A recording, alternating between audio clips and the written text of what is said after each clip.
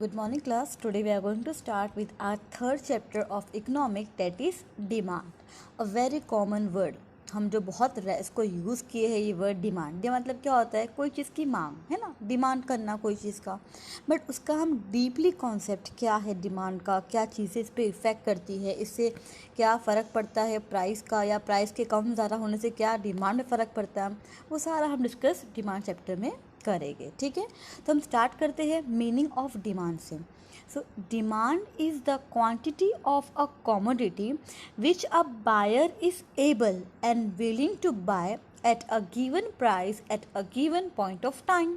एक डेफिनेशन दिया हुआ है प्रॉपर इसका मीनिंग कि डिमांड एक ऐसी क्वांटिटी, एक ऐसा गुड जो बायर, सपोज कि आप उस एबल हो, आपको ख़रीदना है वो गुड, आप उसका ख़रीद सकते हो, उतना कीमत आप पे कर सकते हो, आपको ख़रीदना है और उस टाइम आप परचेज भी कर सकते हो। तो वही बोला गया है, demand is the quantity of commodity which a buyer is able, वो एबल है एंड विलिंग, उसको चाहिए वो परचेज करना है, to buy at a given price, वो रेडी है वो प्राइस परचेज करने के लिए उस टाइम पे। ठीक है, ये है एक deep meaning of demand. Okay, अब डिमांड पे ऐसे कोई कोई चीज़ें जो इफ़ेक्ट करती है, कुछ फैक्टर्स है जो अफेक्ट करते हैं डिमांड पे, वो क्या है हम देख लेंगे। तो यहाँ पे दो फैक्टर्स है, पहला है प्राइस ऑफ कमोडिटी और सर्विसेज। अब प्राइस कैसे लिंक करता है डिमांड से वो देख लो। अब एक नॉर्मली देख लो, अगर कोई चीज़ की प्राइस अगर कम हो जाती है, प्राइस अगर कम हो जाती है तो क्या होता है, लोग उसको ख़रीदना ज़्यादा कर देते हैं, है ना, लोग परचेज करना स्टार्ट कर देंगे। अगर सपोज फॉर एग्जांपल एक शुगर की प्राइस अगर अभी 40 है और यहाँ पे कुछ दिन बाद उसकी यहाँ पे प्राइस हो गई 20 रुपीज़, तो लोग क्या खरीदेंगे, एक के बदले 2 kg परचेज कर लेंगे। मतलब क्या, जैसे ही प्राइस कम होती है कोई चीज़ की, वैसे उसकी डिमांड क्या हो जाती है, बढ़ जाती है। और उसका उल्टा भी होता है, जैसे ही प्राइस कोई प्रोडक्ट का बढ़ जाता है, वो शुगर था 40 का अब 50-60 का हो गया, तो क्या हो जाएगा, लोग उसकी डिमांड करना कम कर देंगे या कांस्टेंट रहेगा, यू कैन से। अगर प्राइस उसका बढ़ जाएगा तो हम क्या करेंगे, उसको परचेज लिमिटेड करेंगे या तो कम करेंगे। क्लियर है। तो प्राइस ऑफ कमोडिटी कैसे अफेक्ट करता है, अगर प्राइस कोई प्रोडक्ट का कम हो जाता है तो उसका डिमांड क्या हो जाएगा, बढ़ जाएगा। अगर वही प्राइस बढ़ गया तो उसकी डिमांड क्या हो जाएगी, कम हो जाएगी। क्लियर है। तो ये पहला फैक्टर है किसका, डिमांड का। नाउ सेकंड, उसके अलावा और भी कुछ फैक्टर्स है। कौन से देख लेंगे। Test and preference of a consumer. अब जो कंज्यूमर्स होते हैं उनका टेस्ट हमेशा सेम नहीं होता। फॉर एग्जांपल, अगर आपको कोई चॉकलेट या बिस्किट कुछ अच्छी लगती हो, आप एक बार, दो बार, तीन बार खाओगे, चार बार, पांच बार, फिर एक टाइम तक आप क्या करोगे, आपका टेस्ट चेंज, फिर आपको कोई और मार्केटिंग बिस्किट आ गई या कोई चॉकलेट आ गया तो आप वो परचेज करोगे। तो मतलब कोई भी यहाँ पे टेस्ट और प्रेफरेंस कंज्यूमर का सेम नहीं रहता, वो यहाँ पे क्या, चेंज होता रहता है उनका। तो ये फैक्टर अफेक्ट क्या डिमांड पे। ठीक है, अभी प्रोडक्ट की, सपोज आप कोई चॉकलेट खाते हो, मेलोडी आपको अच्छी लगती है, आप मेलोडी की डिमांड बढ़ गई कंपनी की, उसके बाद क्या हुआ, कोई चॉकलेट, एक और चॉकलेट मार्केट में आ गई दूसरी, और आपको उसको अच्छा लगा तो आपने क्या किया, तो मेलोडी खाना स्टॉप कर दिया, कोई और स्टार्ट कर दिया, तो जो न्यू कंपनी थी उसकी डिमांड हाई हो जाएगी। क्लियर है। तो ये था हमारा first, test and preference of a consumer, तो ये अफेक्ट किया। सेकंड हमारा है इनकम ऑफ अ कंज्यूमर। अब इनकम कैसे अफेक्ट करेगा डिमांड का वो देख लो। सपोज कि घर में किसी की सैलरी पहले 10,000 थी, तो आप क्या करोगे, 10,000 मैनेज करोगे ना वो सामान, कि मुझे ये कहाँ पे कितना खर्चा करना है। तो आज 10,000 था तो आपने अपना बजट रेडी कर दिया कि मुझे इतने इतने केजी का ये प्राइस का परचेज करना है सामान। बट अभी क्या हुआ कि वहाँ पे जो आपके उसकी सैलरी जो थी 10 से 20,000 हो गई। क्या हो गया, सैलरी बढ़ गई। तो आप क्या करोगे, डिमांड आप तो हाई कर दोगे, या तो आप कोई और गुड परचेज करोगे हाई क्वालिटी का। समझ में आया। इनकम ऑफ अ कंज्यूमर, अगर इनकम बढ़ता है उसका तो क्या करेंगे वो बंदे, वो लोग क्या करेंगे, वो लोग अपना यहाँ पे डिमांड इंक्रीज कर देंगे, या फिर तो कोई और अच्छी क्वालिटी का प्रोडक्ट यूज़ करेंगे। क्लियर है। और उसका उल्टा, अगर कंज्यूमर का यहाँ पे जो 10 था 10 से 5 मिलने लगा, जस्ट लाइक लॉकडाउन, कम कर दिए सब ने, क्या कर दिया, अपना बजट भी उन्होंने हाफ कर दिया, जो उनका मतलब इन्फीरियर गुड्स हो परचेस करना स्टार्ट कर दिया, थोड़े और कम पैसे का जो प्रोडक्ट मिल जाए वो यूज़ करना स्टार्ट कर दिया। तो ये इनकम का भी इफेक्ट डिमांड पे होता है। क्लियर है। Now price of related good, वो दो टाइप के होते हैं, एक हमारा है price of substitute good and second है price of complementary good. Substitute word आपने मैथ्स में किया होगा 9th-10th में, है ना, सब्स्टिट्यूट करना, ये 5 ये 2 क्या था, वही इसका मतलब यहाँ पे भी है कि उसके ये नहीं तो वो, इसके बदले वो, मतलब कैसा हुआ इसमें, जैसे कि सपोज कि एक ही प्रोडक्ट अलग अलग कंपनी बना रही हो, आप ले लो बिस्किट एग्जाम्पल बिस्किट का, अब एक बिस्किट ग्लूकोज बिस्किट पार्ले-जी है, ब्रिटानिया है, तो सनफीस्ट है, और भी सब कंपनी है, सबकी ग्लूकोज बिस्किट है, तो सबका प्राइस सेम है। अगर सपोज कि सपोज पार्ले-जी ने 5 का 10 कर दिया हो, प्रोडक्ट उतना ही है, वही क्वालिटी है, ब्रिटानिया ने क्या किया, वही रखा या प्राइस कम कर दिया, उसने प्राइस बढ़ाया नहीं अपना, तो लोग क्या करेंगे, ग्लूकोज बिस्किट ही चाहिए ना, तो हम क्या करेंगे, वही ले लेंगे, ब्रिटानिया का ले लेंगे, पार्ले-जी का नहीं लेंगे। तो मतलब अगर जो सेम क्वालिटी या सेम थिंग हमें मिलता है, फॉर एग्जाम्पल बाइक ले लो, अगर बाइक का कोई प्राइस हाई हो गया तो आपका जो बजट है, आपको बाइक ही चाहिए, तो कोई और ब्रांड की आप बाइक ले लोगे, जहाँ पे गुड्स तो वही है, बस यहाँ पे क्या कंपनीज अलग अलग आपने प्रिफर किया। क्लियर है, वो हो गया हमारा substitute good. Now next is price of complementary good. Complementary means क्या, when two things are very important, जैसे दो चीज़ है, दोनों का मतलब सेम टाइम पे यूसेज होना, फॉर एग्जांपल मोबाइल और सिम कार्ड, दोनों कॉम्प्लीमेंट्री गुड्स हुआ। एयर कंडीशनर और इलेक्ट्रिसिटी, अगर एयर कंडीशनर आप लेके आए हो, आपके यहाँ पे लाइट ही नहीं है तो मतलब नहीं उसका, तो कॉम्प्लीमेंट्री गुड्स क्या, दोनों मतलब जो एक टाइम साथ में उसको यूज़ कर रहे हैं हमें। ठीक है, अब देखो, तब दो चीज़ एक साथ को हमें कंज्यूम करना है ना, यहाँ पे अगर एक की प्राइस बढ़ जाती है तो इसकी डिमांड एक साथ कम हो जाएगी, समझ में आ रहा है। अब दो चीज़ हम साथ में परचेज करना है ना, हमकी तो ज़रूरत है, फॉर एग्जांपल बाइक हो गया और यहाँ पे पेट्रोल का कीमत बढ़ गया या कम कुछ हो गया, तो आप प्रेफर करोगे सीएनजी वाला कुछ, या तो कुछ आप डीजल का यूज़ करोगे, उसका डिमांड कम हो जाएगा। तो दो चीज़ यहाँ पे जो हम साथ में यूज़ करते हैं, साथ में कंबाइनली इसको यूज़ करना होता है, तो अगर एक का डिमांड भी एक का अगर सपोज प्राइस हाई हो गया तो लोग उसे परचेज करना कम कर देंगे। उसका उल्टा भी हो सकता है, अगर एक का यहाँ पे डिमांड कम हो गया, सॉरी प्राइस कम हो गया, तो क्या होगा, उसका डिमांड बढ़ जाएगा। तो ये है कॉम्प्लीमेंट्री गुड, इसका भी इफेक्ट पड़ता है हमारे डिमांड पे। क्लियर है।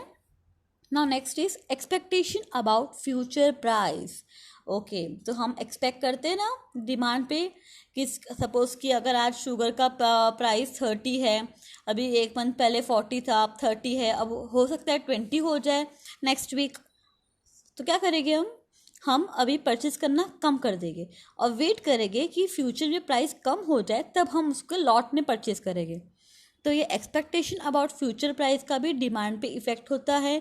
कोई प्रोडक्ट का अगर डिमांड है, उन्होंने कम भी किया हो उसका प्राइस, पर कस्टमर को चाहिए कि और भी शायद कम हो जाए फ्यूचर में प्राइस का, वो लोग वेट कर लेंगे, डिमांड करना कम कर देंगे या लिमिटेड परचेज करेंगे, कहीं ना कहीं नुकसान कंपनी का होगा ना। तो वही है expectation about future price, demand पे इफेक्ट करता है। Now last point, size and demographic profile of population. अभी जो नेशन में हमें देखना है कि वहाँ के जो पीपल है उनका एज ग्रुप क्या है। फॉर एग्जांपल इंडिया में यूथ ज़्यादा है, हम बोलते हैं ना यूथ बहुत है इंडिया में, तो यूथ का यहाँ पे डिमांड किस चीज़ का होगा, कोई यूथ प्रेफर करेगा वेस्टर्न या कोई इंडियन प्रेफर कर रहे हैं, वो लोग किसका कौन सा उनको क्या उनका टेस्ट है, तो वो भी कहीं ना कहीं साइज और डेमोग्राफिक प्रोफाइल भी इम्पैक्ट करता है हमारे डिमांड पे। क्लियर है आपको। Now next topic, demand function. Okay, the cause effect relationship between variable can be express in a functional notation. अब यहाँ पे कॉज इफेक्ट वाली बात हुई ना, कॉस्ट एंड इफेक्ट की थियोरी क्या है पता है ना, अगर ऐसा कुछ हुआ तो उसका क्या इफेक्ट पड़ेगा दूसरे पे, तो वो हम यहाँ पे रिलेशन चेक करना, तो उसे हम एक्सप्रेस करते हैं नोटेशन में इसको एक्सप्रेस करते हैं। ठीक है, it represent that demand for a good is depend on many factor. ये क्या बता रहा है, ये हम इन शॉर्ट यहाँ पे क्या शो कर रहे हैं कि जो डिमांड है वो बहुत फैक्टर्स पे डिपेंड। कौन से फैक्टर्स हो गए यहाँ पे, देखो डिमांड जो है जैसे कोई कम्युनिटी का है उस पर कुछ फैक्टर्स इफेक्ट होते हैं, जैसे कि प्राइस क्या है उसका प्रोडक्ट का, या फिर दूसरी कंपनी है उसका प्राइस क्या है, या यहाँ पे प्राइस वो सोच के रखे है कि फ्यूचर में क्या यहाँ पे चेंज होगा एक्सपेक्टेशन वाला, या तो उनका टेस्ट वैल्यू या प्रेफरेंस चेंज हो गया हो, या तो इनकम लोगों की चेंज हो गई हो, या तो कोई उसके अलावा कोई और फंक्शन। ये कुछ यहाँ पे फैक्टर्स है जो इफ़ेक्ट करते हैं डिमांड को। तो उसको हमने नोटेशन में लिखा है यहाँ पे dx=f px py pe t y and u। ये सब शॉर्ट फॉर्म है, यहाँ पे आप डीपली देख लेना एक बार इसे। ओके, सो ये डिमांड का फंक्शन। अभी हम देखेंगे law of demand. Okay, so the principle explaining the relationship between price and demand for good keeping the effect of all other determinants as constant is called law of demand. एक ऐसा principal, एक ऐसा rule, ठीक है, जो ये बता रहा है रिलेशन प्राइस का और डिमांड का रिलेशन बता रहा है। यहाँ पे बाकी सारी चीज़ें जो फैक्टर्स है ना, उसको रखा कि कांस्टेंट, इसमें कुछ चेंजेस नहीं हुआ, ये वो का वही है। उसके बाद भी प्राइस और डिमांड में क्या इफेक्ट आया वो बताएगा हमारा लॉ ऑफ डिमांड। क्लियर है? अभी देखो यहाँ पे अल्फ्रेड मार्शल का यहाँ पे उन्होंने डेफिनेशन दिया था। According to Alfred Marshall, when other factors influencing demand remain unchanged, if price of good fall, it demand expand, and if price of good rise, it demand constant। तो यहाँ पे कौन, अल्फ्रेड मार्शल ने क्या कहा कि जब हम बाकी सारे फैक्टर को कांस्टेंट रखते हैं कि यहाँ पे ना तो किसी की इनकम बढ़ी है, ना तो यहाँ पे लोगों का कुछ सब्स्टिट्यूट हुआ है गुड, ना तो फ्यूचर के लिए बैठे वो लोग, कुछ भी नहीं, सब वो का वही है, कुछ चेंज नहीं हुआ। उसके बाद भी अगर प्राइस ऑफ गुड गिरता है, मतलब कि अगर प्राइस उसका कम होगा तो उसकी डिमांड क्या हो जाएगी, बढ़ जाएगी। अगर प्राइस वो गुड का बढ़ जाता है, वही हुआ ना यहाँ पे, अगर प्राइस कम हुआ तो डिमांड क्या हो जाएगी, उसकी इंक्रीज। अगर प्राइस ज़्यादा हुआ तो डिमांड क्या हो जाएगी, उसकी डिक्रीज, या फिर यू कैन से कॉन्स्ट्रेक्ट। क्लियर है?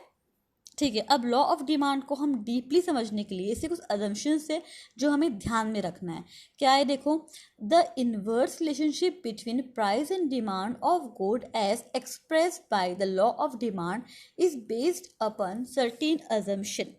Test and preference of consumer remain unchanged. हमने पीछे भी डिस्कस किया कि यहाँ पे क्या बोला कि लॉ ऑफ डिमांड ने बाकी सारी चीज़ों को सेम रखा है, कांस्टेंट रखा है, उसमें कुछ भी चेंजेस नहीं हुआ है। सिर्फ यहाँ पे प्राइस और डिमांड ही ऊपर यहाँ पे अप एंड डाउन हुआ है। हमने सारी चीज़ें जो कांस्टेंट रखी है वही यहाँ मेंशन किया है। देखो, test and preference of consumer remain unchanged. Income भी अनचेंज हुआ है, प्राइस जो है रिलेटेड गुड सब्स्टिट्यूट कॉम्प्लीमेंट्री वो भी अनचेंज हुआ है। कंज्यूमर्स के जो यहाँ पे फ्यूचर का एक्सपेक्टेशन था प्राइस का, वो भी वो का वही है, कांस्टेंट है, कुछ उसमें चेंजेस नहीं हुआ। साइज पॉपुलेशन भी वो का वही है। मतलब इन शॉर्ट क्या, यहाँ पे कुछ भी जो हमारा जो लॉ ऑफ डिमांड था, जो भी हमारे फैक्टर्स थे, हमने सबको यहाँ पे क्या रखा है, सेम कांस्टेंट रखा है। उसके बाद उसकी हमने यहाँ पे स्टडी की है। ओके, तो क्या है यहाँ पे लॉ ऑफ डिमांड, हम डीपली देख लेंगे उसको एक बार। ओके, सो ये डिमांड का लॉ ऑफ डिमांड का डायग्राम हम यहाँ पे पहले डिस्कस करेंगे। यहाँ पे प्राइस दिया हुआ है एंड डिमांड दिया हुआ है, ठीक है। प्राइस ऑफ मिल्क है एंड डिमांड है। अभी जब प्राइस ऑफ मिल्क 1 लीटर का प्राइस 50 रुपीज़ था, 50 रुपीज़ था, तो लोगों की यहाँ पे डिमांड कितनी थी, 1। ध्यान देना, जैसे ही 50 से कम हो गया, मतलब 50 से 40 हो गया प्राइस, तो डिमांड बढ़ गई। वही हुआ ना, जैसे ही प्राइस कम हो गया उसकी डिमांड बढ़ गई। 40 से 30 हो गया तो डिमांड और बढ़ गई। 30 से 40 हो गया तो डिमांड 3 से 4 मतलब बढ़ गई। 20 से 10 हुआ तो डिमांड यहाँ पे इंक्रीज हो गई। तो हमने यहाँ पे यही देखा, जैसे ही प्राइस कम होते गया वैसे ही डिमांड उसकी इंक्रीज होती गई। क्लियर है आपको? तो हमारा यहाँ पे ग्राफ रेडी करेंगे। जैसे यहाँ पे डिमांड तो यहाँ पे कॉज है और इफेक्ट कहाँ पड़ता है उसका, प्राइस पे। तो यहाँ पे आपको प्लॉट करना है उसके अकॉर्डिंग, जो भी आप यहाँ पे नंबर लो, एग्जाम्पल कुछ भी आप यूज़ कर सकते हो, ठीक है। कंसेप्ट क्लियर होना चाहिए। जैसे जैसे प्राइस कम होते गया वैसे वैसे डिमांड बढ़ती गई। अगर आप एक और कॉन्सेप्ट लेते हैं यहाँ पे, जैसे प्राइस का कम यहाँ पे बढ़ता गया वैसे वैसे डिमांड उसकी कम हो जाएगी। क्लियर है? तो यह है आपका लॉ ऑफ डिमांड। अब लॉ ऑफ डिमांड का भी यहाँ पे कुछ रीज़न है जो इसमें इन्वर्स रिलेशन शो करता है कि प्राइस और डिमांड का रिलेशन क्यों इन्वर्स है। वो है हमारा income and substitution effect. Okay, so वो क्या हम देख लेंगे। When the monetary income of the consumer remain constant but price of good fall, then her और हिज रियल इनकम राइज। क्या बोला गया है? जैसे ही मॉनेटरी इनकम कंज्यूमर के यहाँ पे क्या बोला गया है, मॉनेटरी इनकम वो का वही है, कुछ चेंज नहीं हुआ। इनकम जो थी उनकी 10 की 10 है, but price of good fall, जो वो गुड परचेज करते थे, सपोज वीट था उनका, वो 30 रुपीज़ के जी का था, आज वो 20 रुपीज़ के जी का हो गया। फिर क्या हुआ देखो, when real income rise, a consumer can buy more of a good and therefore its demand may rise। क्या बोला गया है यहाँ पे, जैसे ही प्राइस कम हो गया तो अब क्या करेंगे, ये 30 का था अब वो 20 का मिल रहा है आपको, तो आप क्या करोगे, 30 में ही आपको अगर वो 1 kg से ज़्यादा मिल रहा है तो आप ज़्यादा परचेज करोगे। इन शॉर्ट क्या हुआ यहाँ पे, आपका यहाँ पे डिमांड इंक्रीज हो गया, है ना। अगर सपोज कि वो 40 रुपीज़ के जी था कभी, अब वो 20 हो गया, तो पहले आप 40 में 1 kg परचेज करते थे, आज आप 2 kg डिमांड कर रहे हो, तो यहाँ पे आपकी रियल इनकम इंक्रीज हुई है, ये हम बोले कि रियल इनकम यहाँ पे राइज हुई है। यहाँ पे एग्जांपल दिया है, देख लो, if the amount of money at disposal of the consumer is 50 and the price of milk 50 per liter, then consumer can buy only 1 liter of milk, but if the price of milk fall to 10, the consumer can now demand 5 liter of milk with money income of ₹50। वही चीज़ बोली गई है कि यहाँ पे suppose कि milk था 50 rupees litre का था, 1 लीटर का परचेज़ किया, अब वो मिल्क की यहाँ पे रेट हो गई 10 रुपीज़ हो गई है, तो वो 50 रुपये में 5 लीटर परचेज़ कर सकता है, तो डिमांड बढ़ गई उस चीज़ की।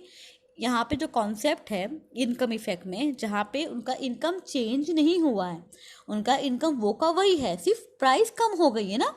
प्राइस कम होने से डिमांड कैसे बढ़ गई वो बताया गया आपको इसमें इनकम इफेक्ट में। क्लियर है। Now second, substitution effect.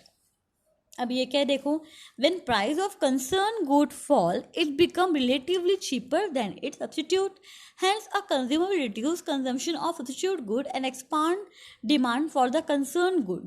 This is substitution effect. For example, between two varieties of pant, namely a pair of regular cotton, terry cotton pant and denim pant, if the price of regular pant fall and that of denim pant remain the same, the consumer find regular pant cheaper compared to denim pant and will expand the demand for the regular pant. वही बोला गया है substitute effect. यहाँ पे example, जैसे कि अगर suppose एक का प्राइस कम होता है, तो वो अगर एक प्राइस कम हो गया तो क्या हुआ उसका, अगर सपोज देखो, अगर सपोज कि कोई आप ना कोई परचेज कर रहे हो, यहाँ पे पर्स ले लो सपोज, या पर्स, या आप बोलो कि फ़ोन ले रहे हो, ठीक है। अगर सपोज वो फ़ोन का जो रेट था पहले 50,000 था, अब उसका रेट 30,000 हो गया, तो अगर आप सोच भी रहे थे कि आप अपनी कंपनी चेंज कर दो, तो आप तो नहीं करोगे, आप क्या करोगे, आप वही वाला फ़ोन 20 में मिल रहा है तो आप 20 वाला परचेज शुरू कर दोगे करना, तो वैसे ही डिमांड बढ़ जाएगी। तो आप यहाँ पे सब्स्टिट्यूट कहीं और कंपनी में नहीं गए, आप वही कंपनी किए और उसका रेट क्या लगा आपको, चीपर लगा, तो आपने यहाँ पे सब्स्टिट्यूट, आपने वो सोचा नहीं कंपनी चेंज करने का और आपकी डिमांड बढ़ा दी किसकी, 20,000 वाली फ़ोन की। ठीक है, यहाँ पे एग्जांपल दिया है पैंट का, रेगुलर पैंट है, डेनिम पैंट है। अगर रेगुलर पैंट का जो प्राइस है वो कम हो जाता है और डेनिम का वो का वही है, तो क्या होगा, जो यहाँ पे रेगुलर पैंट है उसका डिमांड बढ़ जाएगा। क्लियर है। ओके, तो ये था हमारा 2 इफेक्ट। अभी हमारा नेक्स्ट कॉन्सेप्ट है exception of to the law of demand. ऐसी कोई चीज़ें हैं जिसको हम एक्सक्लूड करते हैं लॉ ऑफ डिमांड में, उसको हम इंक्लूड नहीं कर रहे, वो क्या चीज़ है अब देख लेंगे हम।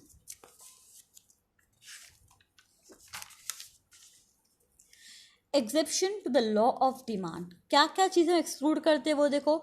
प्रेस्टीजियस गुड्स, जो बहुत कीमती होते हैं ना गुड्स, लाइक अ डायमंड हो गया, गोल्ड हो गया, ऐसा कोई भी चीज़ जो बहुत आपको मतलब महंगी मिलती हो, तो ऐसे कुछ कस्टमर्स होते हैं जो हाई लेवल के होते हैं, जिसका स्टैंडर्ड ऑफ लिविंग हाई होता है, ठीक है। तो वो मतलब क्या करेंगे, जब कोई चीज़ का प्राइस का ना अगर रेट बढ़ जाएगा ना तो डिमांड बढ़ा देगी उसका, मतलब वो परचेज करना शुरू कर देगी उसको, अपना एक स्टैंडर्ड, अपना स्टेटस दिखाने के लिए क्या करेंगे वो।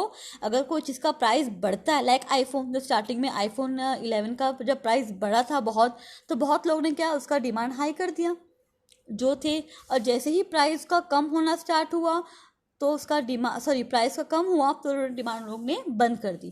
तो ये हमारा कहीं पे लॉ ऑफ डिमांड पे ये मैच नहीं हो रहा है, बिकॉज लॉ तो हमें ये बोलता है कि प्राइस कम हुआ डिमांड बढ़ा, अगर प्राइस बढ़ गया तो डिमांड कम हो गया हमारा, ये बताता है ना हमें। बट इसमें ये यहाँ पे सेम हुआ नहीं, इसको हमने एक्सक्लूड कर दिया है कि जो हाई क्लास पीपल होते हैं वो क्या करते हैं, जब वेट करते हैं कि अगर कोई चीज़ का प्राइस बढ़ता है तो वो परचेस करेगी, और जैसे ही उसका प्राइस कम होने लगा वो उसे परचेस करना स्टॉप कर देते हैं। तो इसको हमने यहाँ पे एक्सक्लूड कर दिया। पहला पॉइंट क्लियर है आपको। Now second, extremely low price good, जो मतलब प्रोडक्ट का प्राइस बहुत कम होता है। Just take example of needle, आपको सुई पता है ना, निडल, उसका कीमत कुछ 2 रुपीज़ से इतना कुछ होगा। अगर वो 2 से 3 रुपीज़ हो जाएगा तो क्या आप उसका कुछ चेंज कर दोगे कंपनी? नहीं, इफेक्ट नहीं पड़ता। उसका प्राइस 2 से 3 हो गया, 2 से 1 हो गया तो आप तो परचेस ही करोगे। उसका यहाँ पे डिमांड और प्राइस से कोई इसका लिंक नहीं हो रहा। ठीक है, कोई भी आप सेफ्टी पिन ले लो, उसकी प्राइस अगर 50 पैसा बढ़ जाती है, 50 कम हो जाती है, तो भी उस पर डिमांड पे कुछ इफेक्ट नहीं पड़ता। तो ये भी हमने इसको एक्सक्लूड किया है। जो एकदम लो प्राइस गुड होता है उसके बढ़ने या कम होने से यहाँ पे डिमांड पे कुछ इफेक्ट नहीं हो रहा, तो उसको हमने एक्सक्लूड कर दिया। ठीक है, नाउ थर्ड, गिवन गुड्स। अब गिवन गुड क्या है वो देख लो। जब भी ना कोई price inferior good, normal goods की जो यहाँ पे प्राइस होती ना, अगर वहाँ पे कुछ चेंजेस हुआ, सपोज वो कम हो, जो सस्ते प्रोडक्ट्स थे, जो सस्ता यहाँ पे लोग यूज़ करते थे, उनका जो था प्राइस, सपोज वो 10 रुपीज़ kg था, वो 10 से 8 या 5 हो गया। ठीक है, तो अब वो जो यहाँ पे जो कंज्यूमर जो कंज्यूम करते थे वो क्या करेंगे, अब वो 10 से 8 में परचेज नहीं करेंगे, वो 10 रुपये में ही थोड़ा अच्छा क्वालिटी वाला गुड परचेज करके यूज़ करेंगे उसे। समझ रहे हो, गिवन गुड का क्या यहाँ पे बोला गया है, जब कोई चीप क्वालिटी, यानी सपोज कोई इन्फीरियर गुड्स का प्राइस कम होता है, इन्फीरियर गुड्स का अगर प्राइस कम हुआ तो लोग क्या करेंगे, वही पैसे में थोड़ा अच्छे क्वालिटी का गुड परचेज करना स्टार्ट कर देंगे। उसे हम क्या बोलेंगे, गिवन गुड। क्योंकि देखो यहाँ पे प्राइस कम हुआ लेकिन डिमांड में कुछ इफेक्ट नहीं आया। यहाँ पे प्राइस हमने क्या बोला, जैसे प्राइस हमने कम किया डिमांड बढ़ गई। यहाँ पे क्या हुआ, जैसे ही यहाँ पे प्राइस कम किया डिमांड सुपीरियर गुड्स की इंक्रीज हो गई, उसकी इंक्रीज नहीं हुई, है ना। तो इस स्किल्स को एक्सक्लूड कर दिया हमने।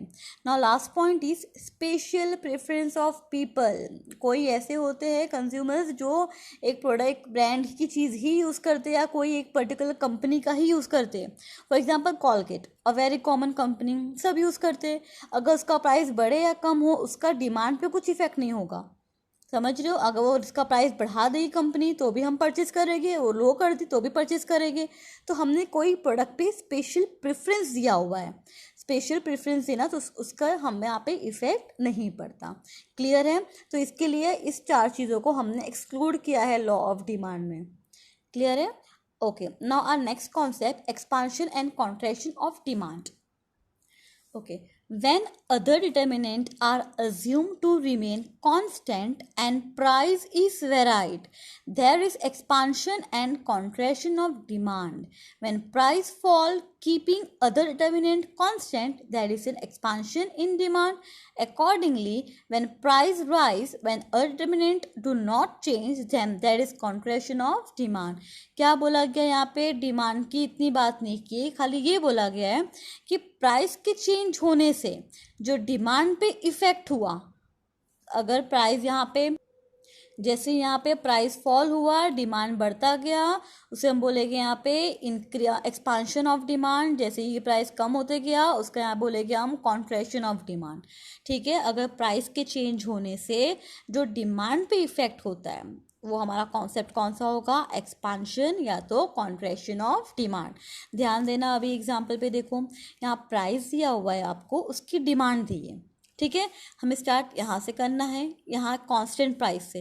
कांस्टेंट प्राइस क्या है उसका, 3 रुपीज़। जब प्राइस 3 था तो डिमांड भी 3 था। जैसे ही 3 से 4 हो गया, प्राइस बढ़ा दिया तो डिमांड क्या हो गया, 3 से 2 मतलब कम हो गया। वैसे ही अगर 4 से 5 प्राइस और बढ़ा दिया 1 रुपया तो यहाँ पे क्या हुआ, डिमांड और कम हो गया। तो इसे हम क्या बोलेंगे, कांस्टेंट ऑफ डिमांड। यहाँ पे इसका हमारा क्या हुआ कॉन्सेप्ट, कांस्टेंट ऑफ डिमांड। और वहीं स्टार्ट करेंगे हम। पहले कांस्टेंट था, हम जैसे ही 3 से हम 2 रुपीज़ कर दिए उसका प्राइस, क्या किया हमने, प्राइस यहाँ पे कम कर दिया तो उसका डिमांड क्या हो गया, 3 से 4 मतलब डिमांड बढ़ गया। वैसे 2 से हमने और 1 रुपये कम कर दी, 1 रुपीज़ पे हो गए तो डिमांड और बढ़ गया। तो ये हमारा क्या दिखा रहा है, ये हमारा यहाँ पे एक्सपांशन हो रहा है, यहाँ पे एक्सपांड हो रहा है हमारा यहाँ पे क्या, डिमांड। क्लियर है, जब प्राइस उसका कांस्टेंट था, कांस्टेंट से जब प्राइस बढ़ाते गए तो वैसे वैसे डिमांड क्या हो गया, वही कॉन्सेप्ट है हमारा, देखो सब घूम फिर के वही आ रहा है। जैसे ही हमारा प्राइस बढ़ता गया डिमांड कम हो गया, जैसे ही प्राइस कम होता गया डिमांड बढ़ता गया। क्लियर है? तो बस आपको वही शो करना है। यहाँ पे डायग्राम में क्या दिया हुआ है, देखो यहाँ पे डिमांड रहेगा, प्राइस रहेगा, आप जो वैल्यू रखो ये या कोई और चलेगा, ठीक है। एक कांस्टेंट यहाँ पे वैल्यू है, यहाँ पे जब उसका यहाँ पे प्राइस कम होते गया, यहाँ पे क्या दिया हुआ, देखो डिमांड कम हुआ, मतलब प्राइस यहाँ पे जब बढ़ती गई तो डिमांड उसका कम हो गया, और जैसे ही उसकी प्राइस यहाँ पे कम कर दी गई तो उसका यहाँ पे डिमांड बढ़ गया। क्लियर है आपको? Okay, so our next concept is increase and decrease in demand. दोनों कुछ ना कुछ सेम लगेंगे, कंफ्यूज नहीं होना, ध्यान देना। उसमें क्या था, प्राइस के चेंज होने से डिमांड में क्या इफेक्ट आया हमने वो देखा। अब increase and decrease in demand में क्या अलग है वो देख लेंगे हम। when one factor or some factor other than price change in favor of the demand of a good, then there is an increase in demand which is caused by rightward shift of the demand curve. If the factor change against the demand, then the same price remain demand decrease। क्या बोला क्या यहाँ पे price के अलावा कोई अलग factor में कुछ चेंजेस आ रहा है। यहाँ बोला नहीं गया है प्राइस चेंज हो रही है, यहाँ पे प्राइस को कांस्टेंट रखा है। प्राइस के अलावा टेस्ट प्रेफरेंस हो गया, सब्स्टिट्यूट हो गया, या कोई फैक्टर में, ऐसे फैक्टर में चेंज आने पर यहाँ पे डिमांड पे क्या इफेक्ट हुआ उसको हम बोले, यहाँ पे देखेंगे increase and decrease in demand में। ओके, सो यहाँ पे क्या है, जहाँ पे प्राइस वो का वही है, इसमें क्या है, हमारा प्राइस कांस्टेंट है, और डिमांड कब इंक्रीज डिक्रीज हुआ वो हमारा कॉन्सेप्ट कौन सा है, increase and decrease in demand में। कंफ्यूज नहीं होना। उसमें क्या था, यहाँ पे एक्सपांशन में जहाँ पे प्राइस चेंज हो रही है, और इस वाले में प्राइस तो कांस्टेंट है, उसके अलावा बाकी चीज़ें चेंज हो रही है, उसका क्या इफेक्ट हुआ हमारे डिमांड में वो बताया गया। अब इसका एग्जांपल देख लेंगे हम। यहाँ पे देखो प्राइस दिया हुआ है, डिमांड दिया हुआ है, हम कांस्टेंट प्राइस स्टार्ट करेंगे। जब उसका यहाँ पे देखो प्राइस सब में कांस्टेंट 3 है, कांस्टेंट प्राइस 3। जब प्राइस 3 था तो डिमांड उसकी 3 थी। जब प्राइस 3 ही था फिर भी डिमांड कम हो गई, 2 हो गया, प्राइस वो का वही है, डिमांड कम हो गया। मतलब प्राइस कांस्टेंट होने पर भी डिमांड उससे कम हो जाना, उसे हम बोलेंगे डिक्रीज इन डिमांड। और प्राइस सेम होने के बाद भी प्राइस वो का वही है और अचानक डिमांड बढ़ जाना उस चीज़ की, तो उसे हम क्या बोलेंगे, इंक्रीज इन डिमांड। ठीक है, ये हमारा कांस्टेंट अगर लेफ्ट साइड आपका हुआ उसे हम बोलेंगे decrease in demand, right side उसे हम बोलेंगे increase in demand.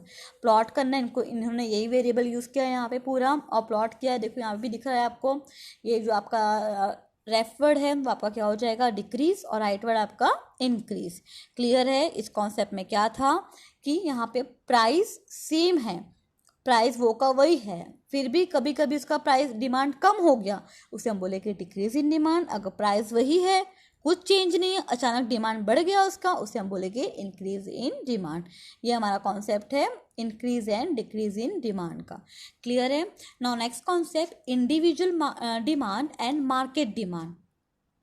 Demand in economic is also classified as individual demand and market demand. Individual demand is the demand of a good by an individual consumer at a given price of particular point of time.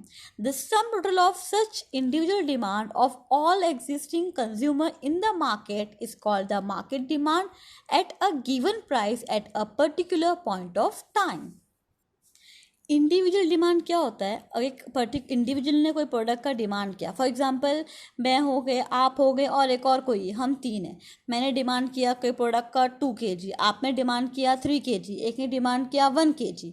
तो हमारा individual demand क्या होगा, individual हुआ 2 kg, आपका 3 kg, उसके मैं उसी में क्या बोलूँगी, इंडिविजुअल डिमांड, है ना। अब मार्केट डिमांड क्या होगा, हम तीनों को एडअप करके, जितने भी यहाँ पे डिमांड कर रहे उनको एडअप करो। जैसे मेरा 2 kg था, आपका 3, उनका 1, तो कितना हो गया, 3 2 5 + 1 6 kg। तो वो हमारा हो जाएगा मार्केट डिमांड, कि इस प्रोडक्ट की डिमांड, मार्केट डिमांड कितनी है, 6 kg है। क्लियर है? इंडिविजुअल जो यहाँ पे डिमांड करता है वो हमारा क्या होगा, इंडिविजुअल डिमांड। जब हम सबको सम अप प्लस अप कर देंगे सब डिमांड को, उसे हम क्या बोलेंगे, मार्केट डिमांड। हम क्लियर करेंगे एग्जाम्पल के थ्रू। ये देख लो, यहाँ पे प्राइस दिया है कॉमोडिटी का, यहाँ पे डिमांड दिया हुआ है A, demand by B, demand by C and market demand. अभी देखो प्राइस कब यहाँ पे क्या है 10 से 8 6 4 2, यहाँ प्राइस कम होते गया। देखो उसका यहाँ पे एक ने जब डिमांड प्राइस 10 रुपीज़ थी तो डिमांड उसका 1 का यहाँ पे बी ने 2 kg किया और डिमांड जो सी ने 3 kg का 3 यूनिट का किया, ठीक है। वैसे जैसे ही प्राइस कम हो गई 8 हो गई तो उसका यहाँ पे क्या हो गया, डिमांड बढ़ गया, वो 1 से 2 पे आ गया और ये 2 के बदले 3 परचेज करने लगा, ये 3 के बदले 4 परचेज किया। मतलब जैसे ही प्राइस कम हुई उनका डिमांड क्या हो गया, बढ़ते गया। तो इंडिविजुअल डिमांड तो ये हो गया। मार्केट डिमांड क्या होगा, इनका सम अप। अगर प्राइस 10 रुपीज़ थी तो लोग की डिमांड थी कितनी, 1 + 2 + 3 कितना हो गया 6, तो मार्केट डिमांड कितना हो गया हमारा 6। यहाँ पे एग्जाम्पल 3 दिया, यहाँ पे 10 हो गए, लाख हो गए, सबको ऐड अप करो तो वो हमारा हो जाएगा मार्केट डिमांड। क्लियर है। जब 8 प्राइस था तो इनकी डिमांड 2 थी, इनकी 3 4, ऐड अप करो तो आपका आएगा 9, तो आपका हो जाएगा मार्केट डिमांड। क्लियर है। और उसी का आपको एक डायग्राम यहाँ पे फॉर्म करना है। तो market demand, individual demand, increase and decrease in demand, expansion, counter demand, सब क्या होता है बहुत अच्छे से एक बार रीड कर लेना आप टेक्स्ट बुक। क्लियर है। कोई भी क्वेरी हो तो पूछो, बाकी का हम नेक्स्ट क्लास में करेंगे। Okay, have a nice day, bye.